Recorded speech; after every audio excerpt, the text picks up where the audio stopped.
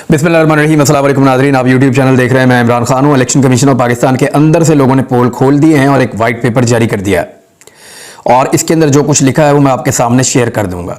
ये मुबैना तौर पे इलेक्शन कमीशन ऑफ पाकिस्तान के जो अंदर लोग मौजूद हैं, जो बहुत लंबे अरसे से वहाँ काम कर रहे हैं, उन्होंने जो मौजूदा चीफ इलेक्शन कमिश्नर हैं सिकंदर सुल्तान राजा, उनके और उनके साथियों के पोल खोल दिए हैं कि एक्चुअली किस तरीके से वो इलेक्शन कमीशन जैसे इदारे को अपने ज़ाती फ़ायदे के लिए, अपनी रिश्तेदारियों के लिए और अपने माली फ़वाइद के लिए इस्तेमाल कर रहे हैं। ये सारी कहानी जो है वो एक वाइट पेपर के अंदर लिखी है। इलेक्शन कमीशन के अंदर से ही ये वाइट पेपर टाइप का जारी हुआ है। इलेक्शन कमीशन के बारे में पहले मैं आपको बताऊं कि ये 1973 के आइन के तहत एक इदारा बना था और ये आज़ाद आइनी इदारा है। इसके ऊपर कोई दीगर इदारा या कोई दीगर फोरम जो है वो इसके ऊपर दबाव नहीं डाल सकता। और पहले जो इलेक्शन कमीशन के अहम तरीन जो फैसले हुआ करते थे या इलेक्शन कमीशन के अंदर जो तकर्रियाँ हुआ करती थी, जो बंदे रखे जाते थे नौकरियों के ऊपर, ये एक बॉडी थी पूरी, जो मिलकर करती थी। मगर 18वीं तरमीम के बाद PMLN ने और पीपल्स पार्टी ने मिलकर ये इख्तियारात जो हैं ये फर्द वाहिद के हाथ में दे दिए। चीफ इलेक्शन कमिश्नर को बहुत ज्यादा ताकतवर कर दिया कि अब वो अपनी मनमानी कर सकता है। अब इसके अंदर उन्होंने जो चीजें बताई हैं वो मैं आपके सामने रख देता हूं। एक तो उन्होंने ये कहा, जो इल्जामात हैं वो मैं आपके सामने रखता हूं। एक तो उन्होंने ये कहा कि जितने भी फैसले हुए हैं गुज़िश्ता चंद सालों के अंदर या रजीम चेंज के बाद और उससे बिल्कुल पहले का जो टाइम था, उसमें जितने भी फैसले इलेक्शन कमीशन ऑफ पाकिस्तान ने किए हैं वो सारे एक जमात के खिलाफ किए गए हैं। ये इलेक्शन कमीशन के अंदर से लोग कह रहे हैं, रिपोर्ट आई, वो ये कह रहे हैं कि एक जमात ने फैसले किए, एक जमात के खिलाफ फैसले हुए हैं और वो पाकिस्तान तहरीक इंसाफ है। फिर यह बताया गया कि खैबर पख्तूनख्वा में जो लोकल बॉडीज के इलेक्शन हुए थे, जो लोकल इलेक्शन हुए थे खैबर पख्तूनख्वा में, वो एक मिसाल उन्होंने पेश की। उन्होंने कहा वहां चीफ इलेक्शन कमिश्नर की सख्त हदायत थी कि पाकिस्तान तहरीक इंसाफ के लोगों को टारगेट करना है और पूरे तरीके से टारगेट करना है।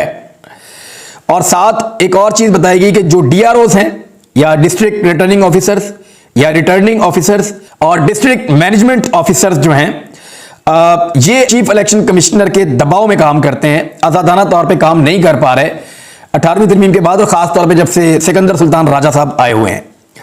फिर यह बताया गया कि दो जो सूबों के मेंबर्स हैं वो मौजूद नहीं थे, तो उस बीच में चीफ इलेक्शन कमिश्नर ने सिंध और बलूचिस्तान के मेंबर्स के साथ मिलकर बहुत सारे मनमानी पर मबनी फैसले किए हैं, जिनकी वजह से इलेक्शन कमीशन ऑफ पाकिस्तान की साख और कार्रवाई मुतासिर हुई है। फिर उन्होंने कहा कि इनके जो फैसले जो उन्होंने किए वो इंतहाई नाकिस और गलत साबित हुए। मिसाल के तौर पे वो ये कहते हैं कि जो अपीलें आती हैं इलेक्शन कमीशन के पास, ये बड़ा एक बारीक नुक्ता है। वो कह रहे हैं कि जो भी अपीलें लाई जाती हैं ऐसा लगता है कि पहले से उनके साथ चीजें तय कर ली जाती हैं। यानी जो पटिशनर आता है एक दरखास्त लेकर इलेक्शन कमीशन के दफ्तर में, तो चीफ इलेक्शन कमिश्नर की पसंदीदा पॉलिटिकल पार्टी जो हैं उनके लिए ये तरीकाकार है कि बजाय इसके वो फैसला खुद लिखें, उन्हीं दरखास्तों को फैसलों में तब्दील कर दिया जाता है और अल्फाज भी आगे पीछे नहीं किए जाते। ये इसके अंदर इंकशाफ किया गया और ये एक मरतबा नहीं कई मरतबा हुआ है। और साथ ही वो ये कहते हैं कि इनकी अपनी कोई इनपुट नहीं होती उन फैसलों के अंदर, इस नौयत के नाकिस और जानिबदार फैसले वहां से किए जाते हैं। और साथ ही साथ उन्होंने ये कहा कि खास सियासी जमात के जो सियासतदान हैं और जो शिकायत लेकर आने वाले लोग हैं, एक खास सियासी जमात के, उनके बारे में वो ये कहते हैं कि वो इनका दफ्तर इस्तेमाल करते हैं इलेक्शन कमीशन का, और ना सिर्फ उनका वसाइल इस्तेमाल करते हैं इलेक्शन कमीशन के, बल्कि इलेक्शन कमीशन के ऑफिसर्स के टेलीफोन इस्तेमाल करते हुए DROs और ROs को और दीगर ऑफिसर्स को अहकामात जारी करवाते रहे हैं। यह है जी सूरत हाल कि सियासतदान जिन्होंने इलेक्शन कमीशन के अंडर इलेक्शन लड़ना होता है वो इलेक्शन कमीशन के दफ्तर में जाते हैं, उनके दफ्तर में बैठते हैं, उन्हीं के टेलीफोन और वसाइल इस्तेमाल करते हैं और उन्हीं के ऑफिसर्स को हदायत भी जारी करते हैं।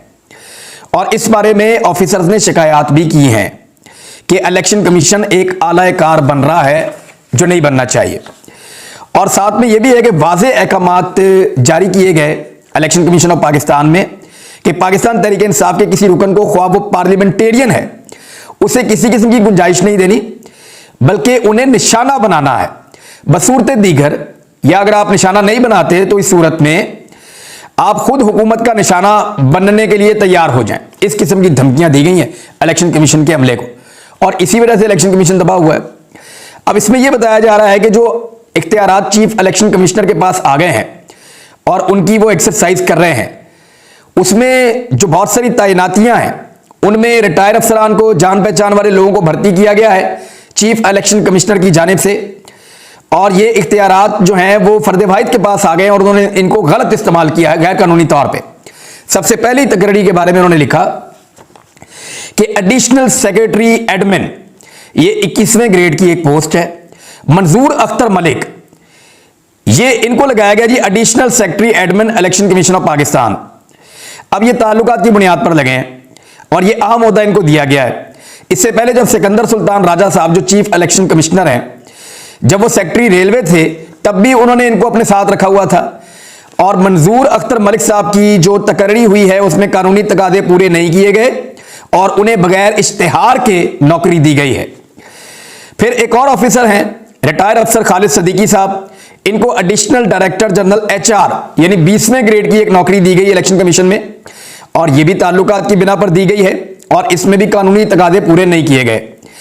अंजुम बशीर शेख, ये डायरेक्टर HR हैं, इनको 19वां ग्रेड दिया गया है और सेम रीजन है कि ताल्लुकात की बिना पर होने वाली इस तकरीरी के अंदर भी कानूनी तकादे पूरे नहीं किए गए। मलिक महबूब अली साहब हैं, रिटायर ऑफिसर हैं और ये अख्तर मलिक साहब के, मंजूर अख्तर मलिक जिनको सबसे पहले नौकरी दी गई थी, 21वां ग्रेड दिया गया है, एडिशनल सेक्रेटरी एडमिन का ओहदा दिया गया इनको इलेक्शन कमीशन ऑफ पाकिस्तान में। ये उनके करीबी रिश्तेदार हैं जनाब मलिक महबूब अली और पाकिस्तान रेलवे में भी ये मौजूद थे। तो इनको लगाया गया है जनाब डिप्टी डायरेक्टर बजट, 18वां ग्रेड इनको दिया गया है। खुर्रम शहजाद साहब जो हैं वो एडिशनल डायरेक्टर जनरल लॉ लगाए गए हैं 20वें ग्रेड में। ये सिकंदर सुल्तान राजा के रिश्तेदार हैं और रेलवे में भी कानूनी मुशीर इनको लगाया था अपने साथ जब सेक्रेटरी रेलवे हुआ करते थे Sikandar Sultan Raja, chief election commissioner जो आजकल, वो जब सेक्रेटरी रेलवे थे तो उन्होंने इनको, अपने रिश्तेदार को अपने पास लगाया था कानूनी मुशीर। और अब इनको जो है वो 20वें ग्रेड के अंदर सिकंदर सुल्तान राजा साहब ने खुर्रम शहजाद साहब को एडिशनल डायरेक्टर जनरल लॉ मुकर्रर कर दिया है। कहां पे? इलेक्शन कमीशन के अंदर। और पहले एक इश्तिहार दिया गया लेकिन उस इश्तिहार के अंदर जो काबिलियत लिखी गई थी उस काबिलियत के मेयार के ऊपर ये खुर्रम शहजाद साहब पूरे नहीं उतरते थे। तो फिर इनकी काबिलियत को देखते हुए एक दूसरा इश्तिहार दिया गया और उस इश्तिहार के अंदर इनकी काबिलियत के मुताबिक क्राइटेरिया रखा गया। अब ये पूरा उतरते थे तो इनको ये नौकरी दे दी गई। तो इस तरीके से वहां पे बंदरबांट चल रही है। डीजी लॉ 21वें ग्रेड का ऑफिसर, इसी तरह नौकरी दी गई। डीजी पॉलिटिकल फाइनेंस, ये भी एक रिटायर ऑफिसर हैं और इनको भी मंजूर अख्तर मलिक साहब के बेहतरीन ताल्लुकात की वजह से खिलाफ कवायद नौकरी दी गई है। डीजी डेवलपमेंट बगैर इश्तिहार के और कानूनी तकादे किए बगैर इनको भी लगाया गया है। एक और जो है यूनिट पूरा कायम किया गया, project management unit, election commission, chief election commissioner की हिदायत के ऊपर।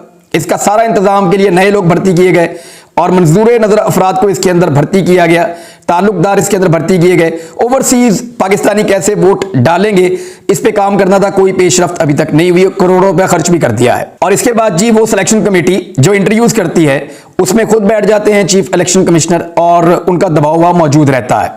पुराने मुलाजमीन के साथ हतकम सलूक किया जा रहा है जो इलेक्शन कमीशन के हैं। 30 अफसरान को अब तक निशान इबरत बनाया गया है ताकि उन्हें कंट्रोल किया जा सके।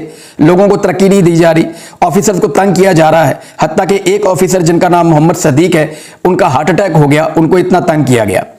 एक 18वें ग्रेड के ऑफिसर को जो रेलवे में इंफॉर्मेशन डिपार्टमेंट में मौजूद थी, वो मंजूर नजर खातून, उन्हें डेपुटेशन पर 19वें ग्रेड में इलेक्शन कमीशन में पहले लाया गया और बाद में उन्हें 20वें ग्रेड की सीट वहां पे दे दी गई। यानी उनको additional director general public relation की सीट दे दी गई। 18वें से 19वें में यहां पे लाए और यहां लाके भी 20वें ग्रेड की सीट दे दी, मुराद भी दे दी, फायदे भी दे दिए। अब इसके बाद एक और चीज जो है कि बहुत सारी चीजें उन्होंने बताई। उन्होंने ये भी बताया कि सैनिटाइजर्स और मास्क इन्होंने बहुत महंगे खरीदे थे जब कोविड के दौरान इन्होंने ज़िमनी इलेक्शन करवाए थे, हालांकि वो सूबाई हुकूमत की जिम्मेदारी थी, बहुत सस्ते मिल जाते। फिर 4 कनाल जमीन इन्होंने सरगोदा में ली है। सरगोदा जो है वो चीफ इलेक्शन कमिश्नर का आबाई इलाका है और 4 कनाल जमीन इन्होंने इसलिए ली कि रीजनल इलेक्शन कमिश्नर और डिस्ट्रिक्ट इलेक्शन कमिश्नर के लिए घर के लिए इन्होंने जगह लेनी थी 4 कनाल, तो 32 करोड़ रुपए में ली है। सरगोदा में 4 कनाल जमीन 32 करोड़ रुपए की ली है घर बनाने के लिए। 8 करोड़ रुपए कनाल कहां मिलती है भाई जगह? इधर DHA में लाहौर मॉडल टाउन के अंदर 8 करोड़ रुपए कनाल नहीं है।